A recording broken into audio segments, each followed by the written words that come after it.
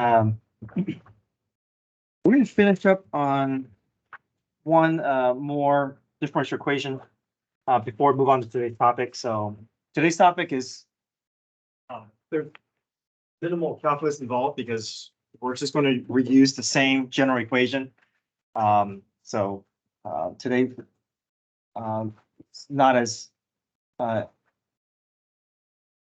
think it's a little bit easier than what we were doing yesterday, but yesterday was a more important topic. So if we have time today, after we get through today's topic, we can go back and continue to get more practice with solving differential equations. So if you can go to page 2, and let's look at number 5.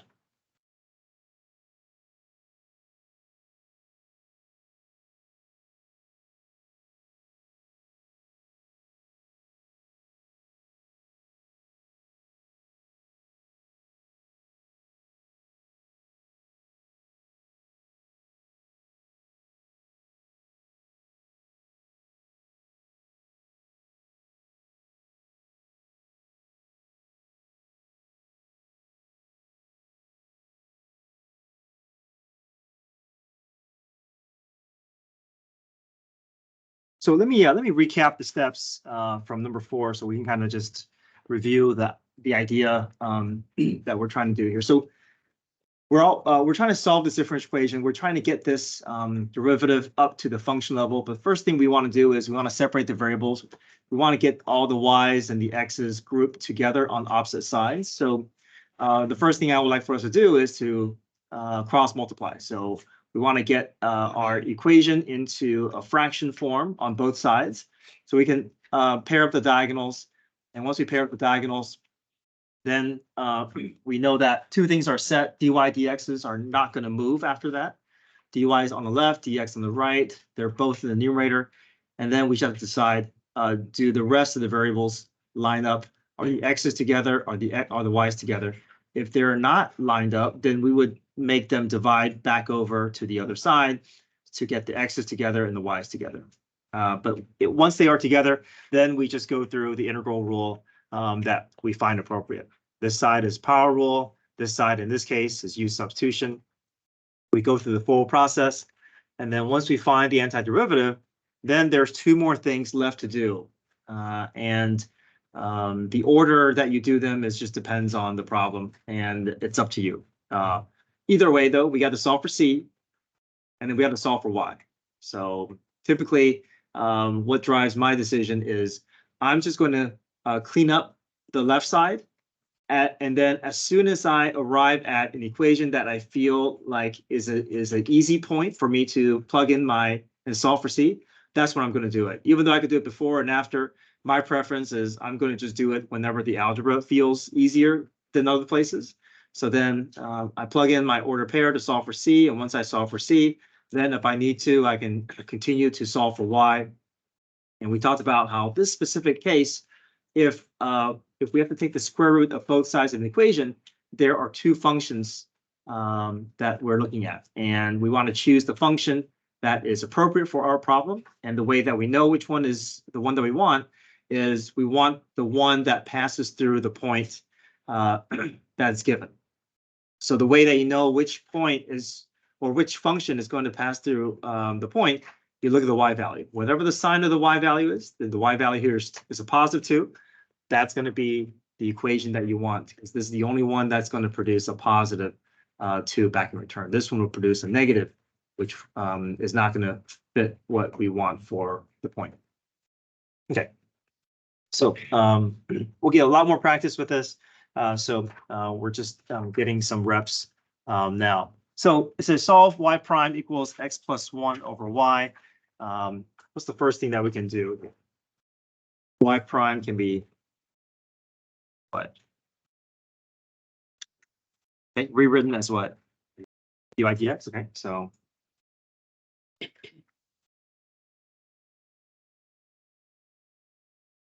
and then the x plus 1 times y. We talked about how with differential equations, we want to hold on to the parentheses. Don't expand. If you expand, you lose the way that they're trying to help you separate. So the parentheses are there to help us. They're not there to distract us. So you want to hold on to the parentheses until you realize once you separate the variables, then you can, if you want to distribute, you can, but not until you separate the variables. Okay, I would like to get this to be a fraction equaling a fraction. I can put what underneath the right side? Divided by what? What can I put in this space? Just a 1. Okay, all right. So cross multiply.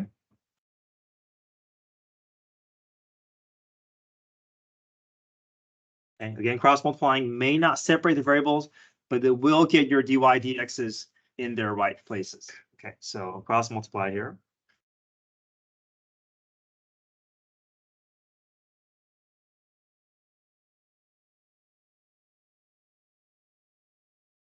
Okay, so if we look, dy dx's, those are good to go. We're not going to move them. If anything, we're going to move things around it, not these two that we see. Okay, so now we take a step back and say, ask ourselves, do we see full separation? Are the y's together? Are the x's together? No, there's one thing out of place. What can we move? Y. So we have to do what with it? Divide. And if we divide something, where's it going to end up? In the denominator. And it's okay to have the y in the denominator. Don't just let it float up to the top. That's not the, we're not solving the same problem. Okay, so make it stay in the denominator. We have a rule that can handle that y in the denominator. Okay, so this cancels out, right? Okay, so I have 1 over y dy equals x plus 1 dx. All right, now do I have full separation variables? Yes, x's together, y's together. Now, if you want to drop the parentheses, you can. Okay, but the x plus 1 was there to help us keep them together so that we can separate the variables. Okay, next up, we're ready for our calculus step. So take the indefinite integral. Okay, what rule do we use for 1 over y? Natural log, good. Okay, so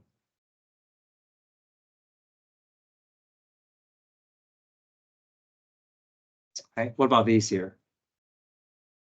Power rule. Now we see the parentheses here. If you want to drop it, if it helps you to drop it, you can. We don't want to think of this as, oh, this is use substitution with a parentheses. These are two independent terms, so we can just handle them separately. There's nothing outside the parentheses that's preventing us from, that's forcing us to keep this as one thing. These are separate things. Okay, so power rule twice, right? So x becomes x squared over 2. 1 becomes x plus what? Let's see. Okay, we saw a problem like this yesterday where this one is only asking for a general solution. It's not asking for us to solve for C because they did not provide any information in terms of order pair. So the best we can do is to solve for y. That's the only thing left to do. Right.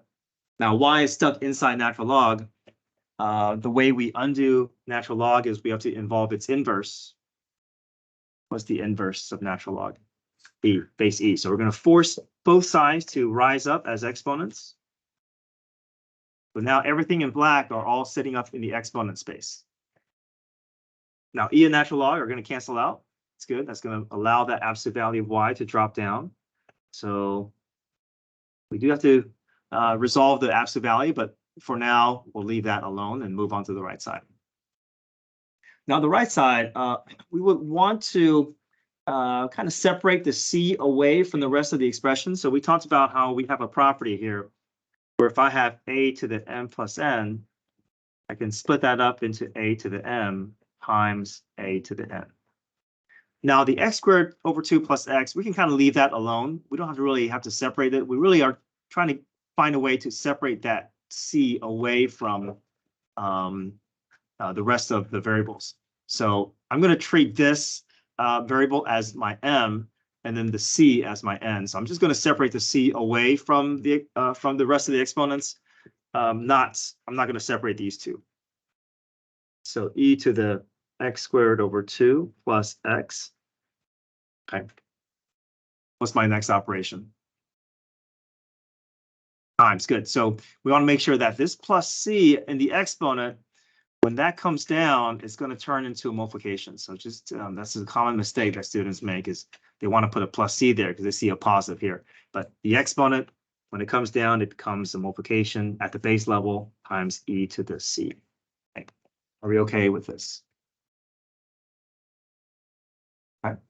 All right. E to the c is just a what? Just a constant, right? E is a number, c is also a number. Just replace this whole thing with just a c. And typically what we do is, if we're multiplying by a constant, we like to push that constant in front as the coefficient. So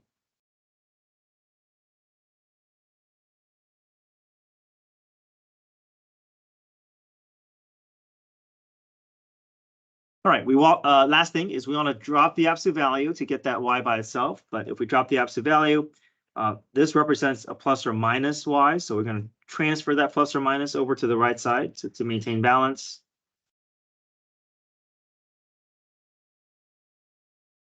But what do you know about c? C represents both positive and negative numbers, so we can just let that plus or minus kind of absorb into that c. And this is sufficient.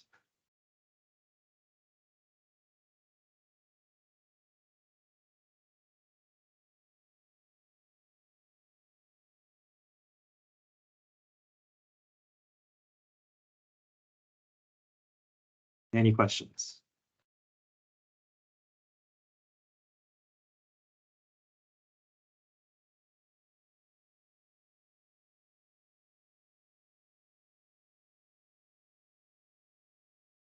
Okay, we're looking today at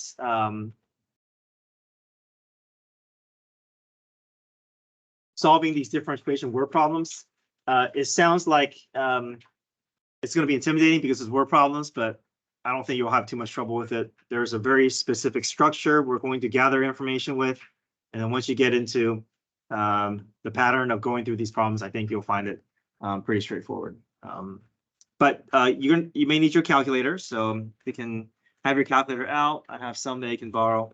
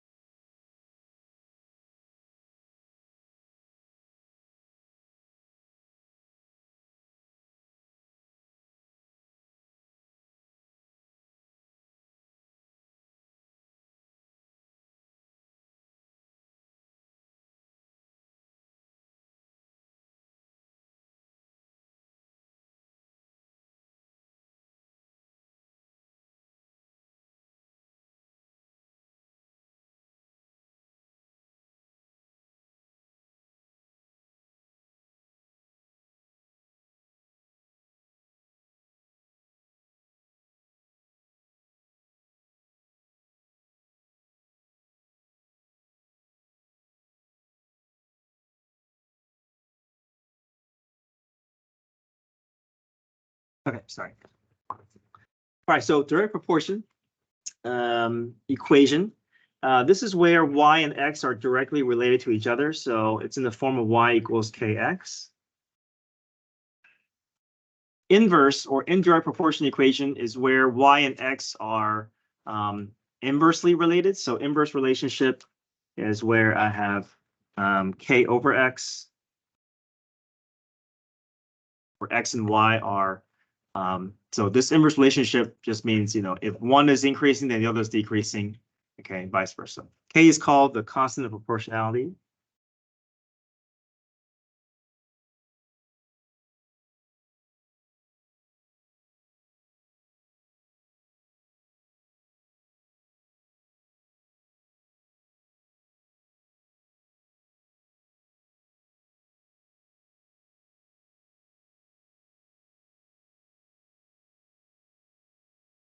Okay. Exponential growth and decay. This is a very specific equation, but once we get to the equation, we can just jump from the differential equation to the equation without having to go through the full calculus step, because it's going to always be the same. But let me just kind of show you the first time. It says if the rate of change of y, so rate of change of y, this is talking about what? This is the what of y.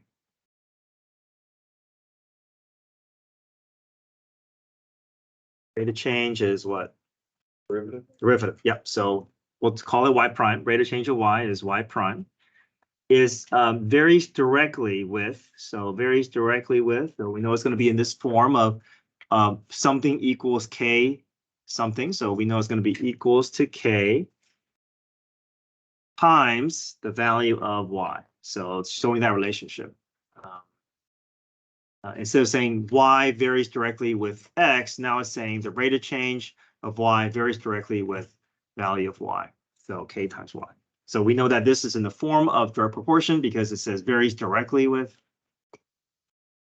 So now we're just going to solve this differential equation. So normally we said, oh, y prime, we have to rewrite it as dy dx. But now with these problems, these are all time or related to time.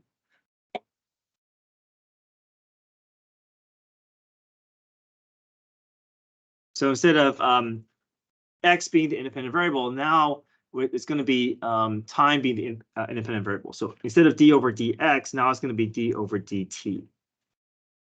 So for y prime, we're not going to say dy dx, we're going to say dy dt.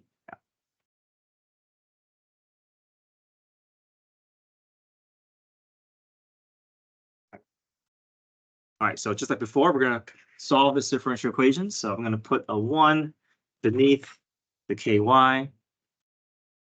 just to match my numerator denominator and line up my diagonals.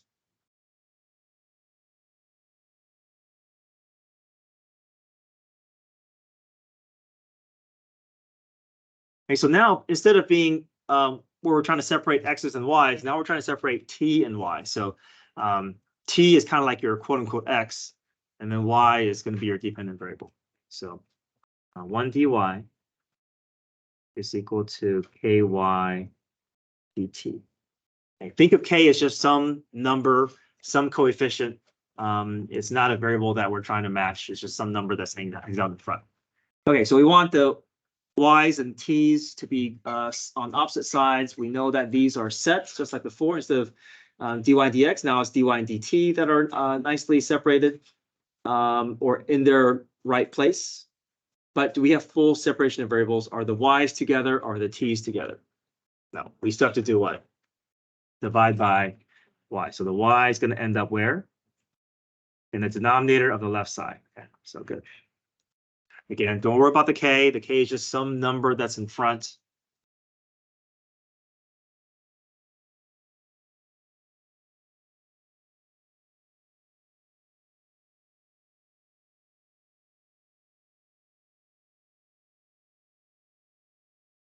Okay, we're going to take the indefinite integral here. Y's are together. The t's are together.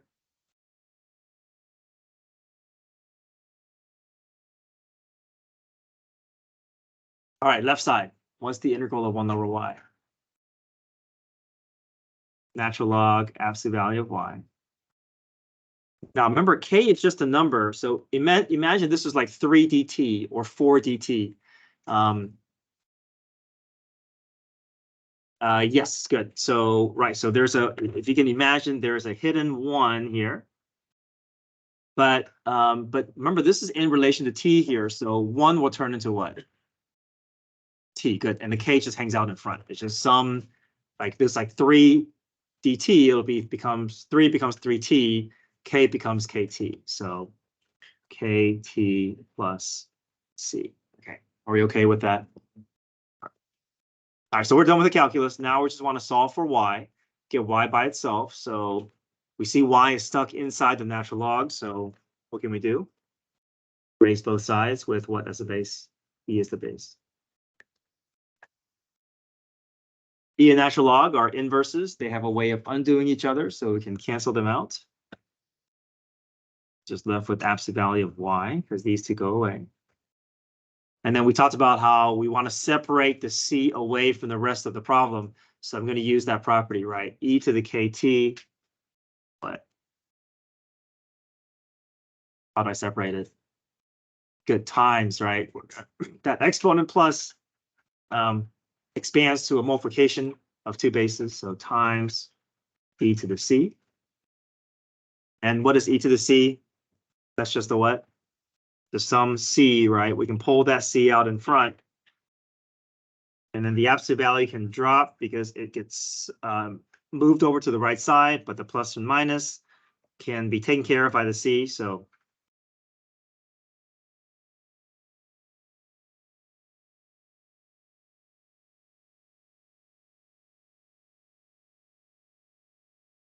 okay, so this is going to be our exponential growth equation that we're going to use over and over again. Some form of this. It may be a different variable y, but it's always going to be ce to the kt. So if you see y prime equals ky, we know that, or it could be a prime equals ka, or f prime equals kf. And as long as we have that relationship, we can skip all the calculus step and know that it's going to lead us to this general equation or this version, this form. Okay. All right. So let's look at number 2 here. The rate of increase of population is proportional to the population. So if we let P represent population, rate of increase of population, we can represent that with what? Good, good. That's just derivative, right? So we can say P prime is proportional to, that means equals K times what? K times P. So if you look, this is the same form as before, right? Y prime equals KY. P prime equals KP. We know that, okay, this is basically going to lead us to this equation. So we're just going to skip all the calculus and say, okay, this is just going to be P is equal to CE to the KT. Okay. No need to go through the full calculus step. We know where it's leading to. So now it's just a substitution problem. We're just going to use all this data to help us solve for C, help us solve for K. And it says, if the population in 1930 was 50,000, in 1960 was 75,000, what's the expected population in 1990? We're going to use the data to create a specific version of this equation, and then we're just going to use that equation to solve for whatever they're looking for. Okay. So there's a certain way that I want us. I think I like this way because it's very organized and it's very structured. And if we just follow the structure, I think we're never going to. It'll be easier to keep track of what we're working with. So I want us to think of this as all these numbers as ordered pairs. Okay, and everything is going to be written in this form here: time and population. Okay, time is going to be always your x value, and then depending on what the y value is, in this case is population. Later it could be radium, it could be the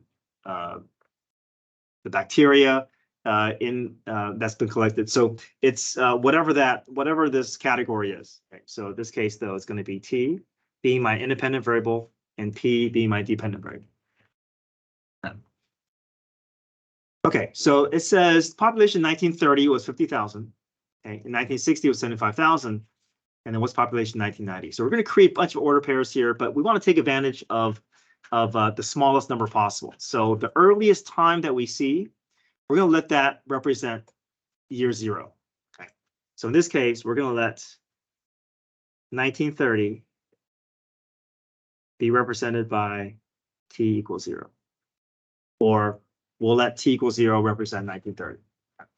So I'm going to create a bunch of order pairs here. So in year 0, what's my population? Right, so I'm going to see 0, 50,000. I'm just creating a bunch of order pairs for me to organize. Okay, in 1960, population of 75,000. So how many years after year 0 is this? 30. So I'm going to say 30 years later, my population was 75,000.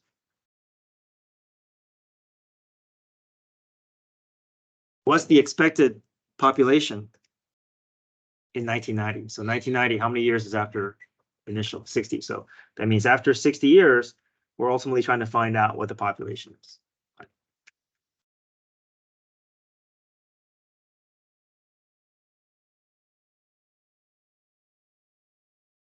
Right, so I'm going to take advantage of the year 0 here. I'm going to insert this 0 into the equation, and then see what value I can find and update the equation, and then move on to the next order pair. So 0 can plug in for what? Which variable? T, good. And then 50,000 goes in for what? P. Okay, so I'm just going to make my substitution and see what I can get out of it. So P is equal to CE to the KT. 50,000 equals CE to the K times 0. All right, everybody okay with that substitution? All right, let's see. That 0 is nice. They should wipe some things out.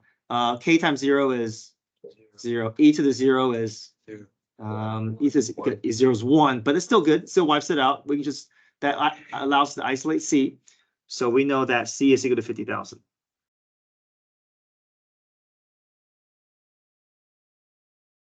Okay, are we good so far?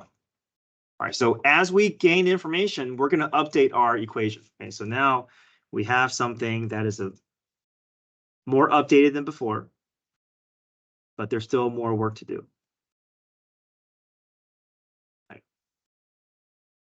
We also want to be able to solve for K so that we can have a more specific solution, a specific equation where we can actually make a prediction as to population. So we're going to go to the second order pair and use this to continually update my my equation.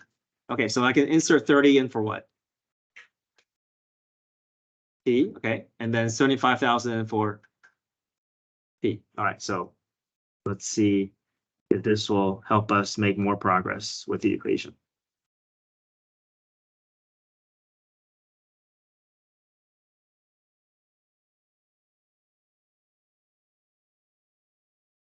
Okay, so now algebraically, we're just going to move things around and eventually solve for K. We're just trying to move things away from the right side to get that K, so we can get towards that K eventually. What's the easy first thing to begin moving? Yeah, so what do we do at 50,000? Divide, right? So we'll just move things that are easiest to move, and eventually we can get to that 30K, that K. Okay, so with your calculator, 75,000 divided by 50,000, which just ends up being 3 halves or 1.5.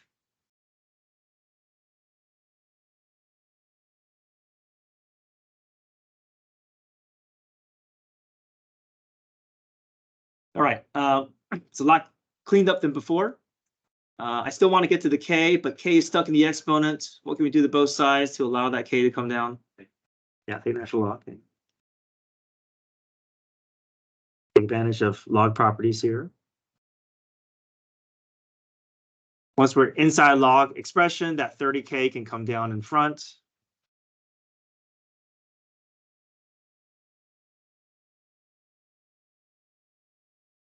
What do you know about natural log of E? 1, so that goes away nicely. So we're almost there. So to solve for K, what can we do with that? By 30. Now, eventually you're going to have to present a decimal solution, but for now, we want to, this is still the halfway point here. So we don't want to do a decimal just yet. We want to hold on to this exact value of K so that we can improve our approximation at the end. If we just do a decimal variation of this K value, it's going to heavily influence the answer because we're not at the end yet. So we're going to hold on to this mess for our K value. Okay, so now I'm going to update my equation. P is equal to, I have the 50,000. E to the, now I have my K value.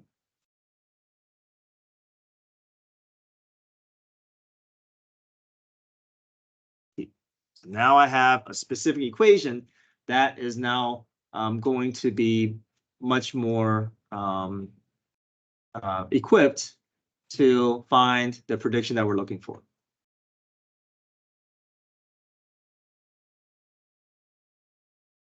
Parentheses 1.5 there.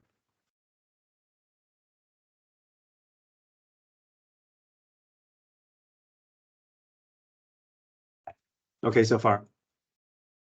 Okay, so now we want to find out what's the expected population in 1990. So we have the time to plug in, and we're just looking for population. So 60 can now get inserted into the T, and then if we plug all this in the calculator, we can find what is the population based off of this relationship.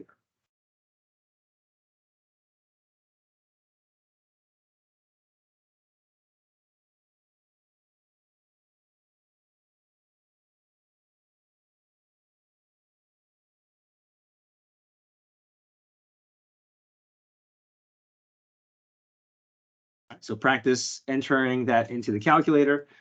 There's a little bit of reducing you can do here. You know, 60 over 30 is 2. So if you want to do 50,000 e to the 2 natural log of 1.5, that's fine as well. You should get the same answer.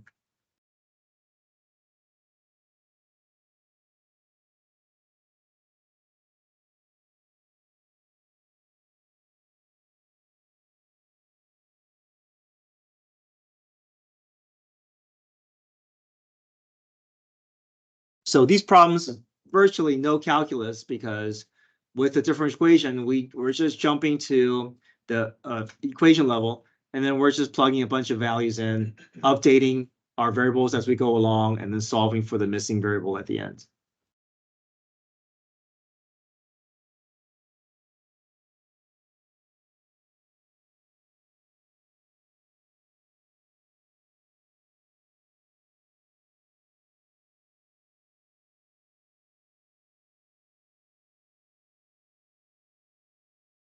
Okay, let's go to page 6.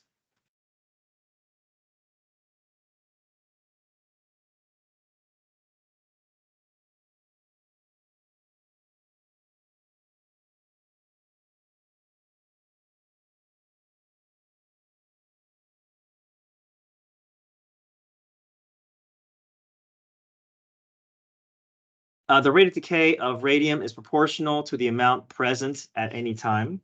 So we'll let R represent radium. So the rate of decay of radium, what can we use to represent that? That's basically what?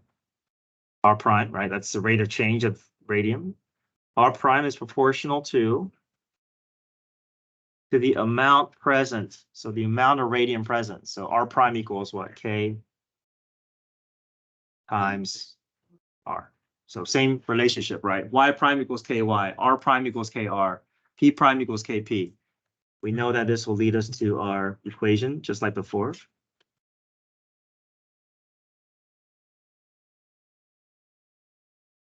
Okay, so just like before, we're going to just gather our order pair data. We know that time is always our independent variable.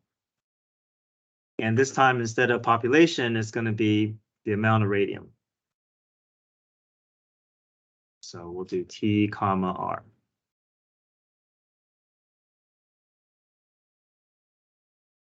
Okay, let's see. First order pair here. If 60 milligrams of radium are present now, and its half-life is 1,690 years, how much radium will be present 100 years from now?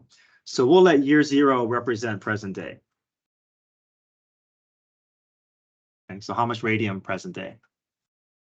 Right, 60 milligrams.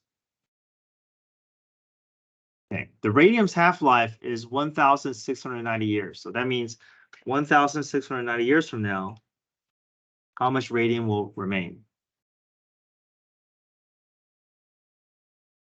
Half-life. So what's half of 60? 30.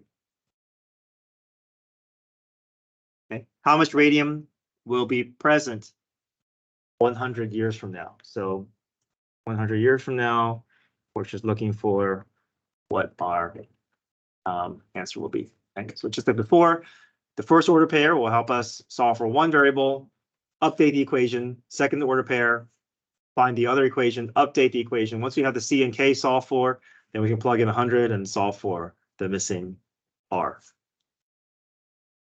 Okay. All right, so have you guys try it as I go through the steps as well.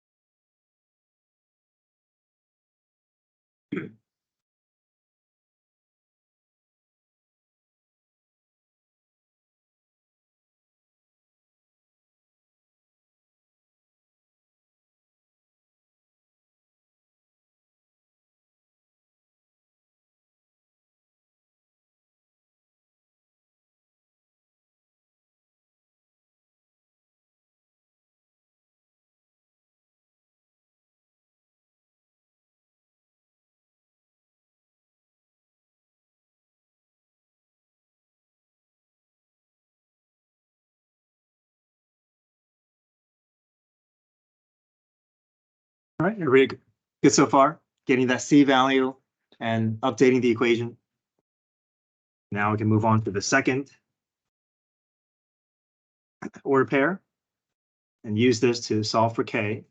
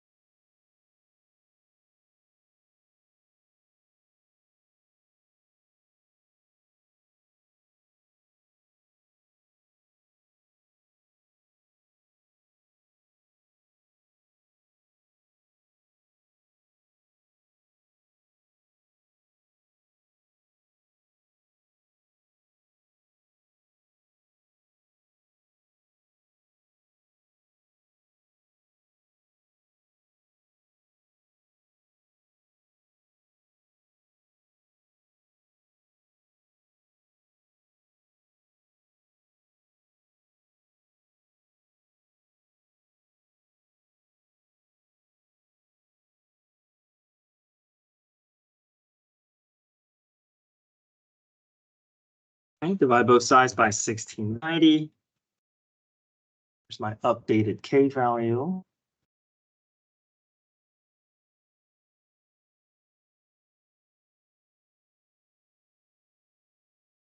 Now we're ready to go back and continually update my radium equation.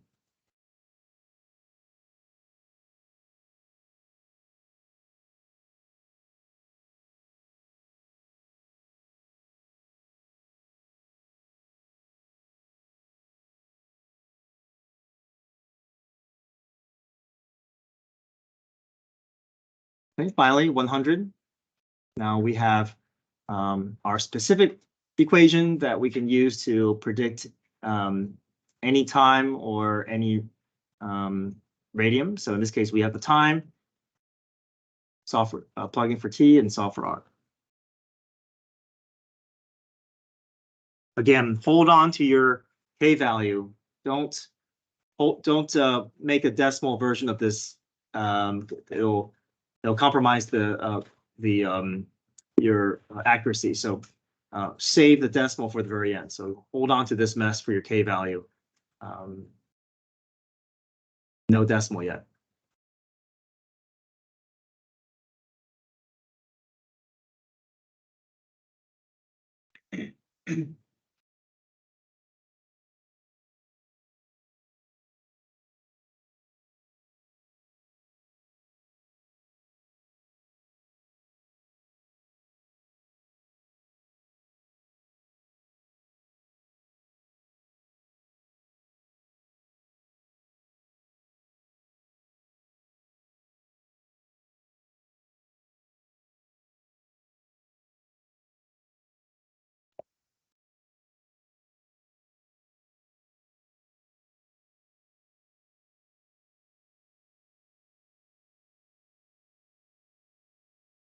Okay, so all that into your calculator.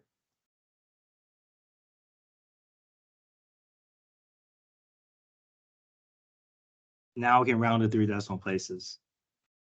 So we should get something close to this here.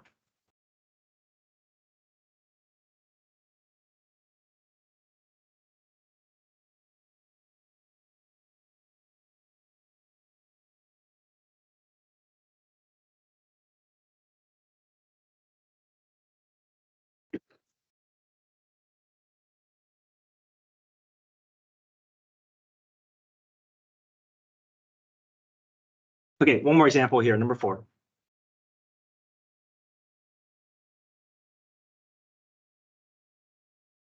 In a certain culture where the growth of bacteria, where the rate of growth of bacteria is proportional to the amount of present. So same relationship, right? B prime is the rate of growth of bacteria. Proportional, so equals K times the amount of bacteria present. B prime equals KB. We know that's going to lead us to the equation that we're going to, exponential equation we're going to work with. B is equal to CE to the KT.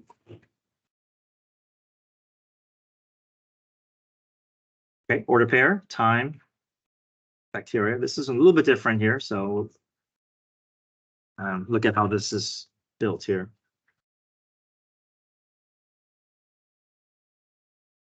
Okay.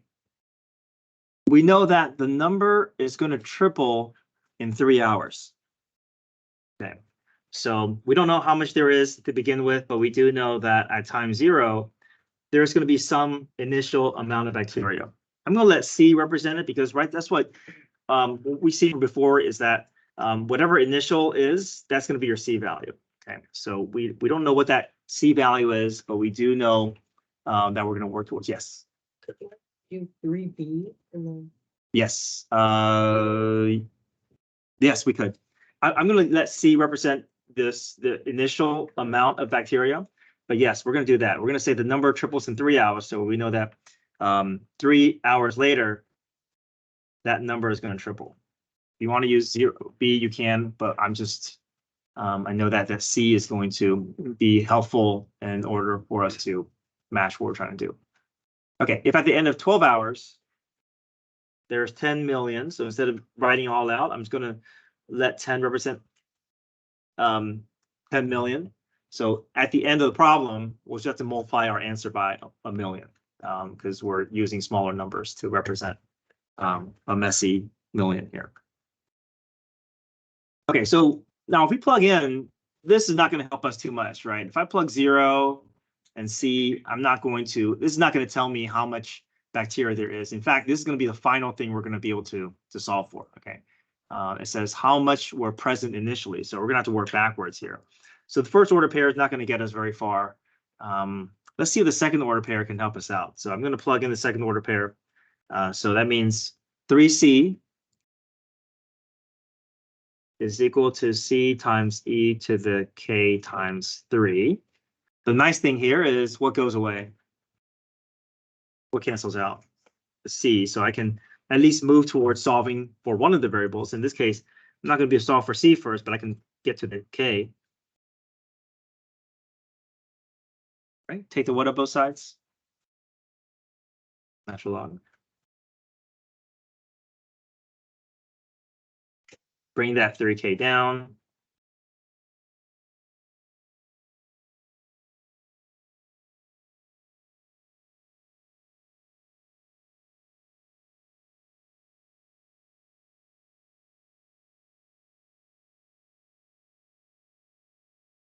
Okay. I'm going to update my equation. B is equal to C E to the K.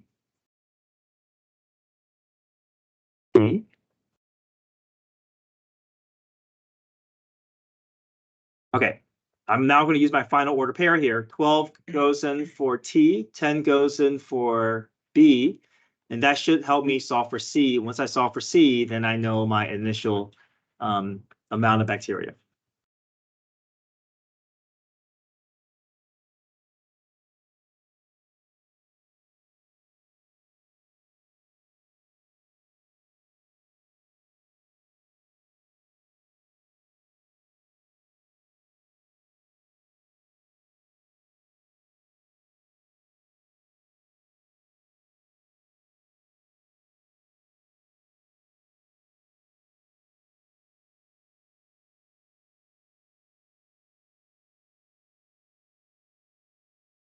So our answer is in terms of millions. So 0.123 of a million, that just means 0.123 times a million.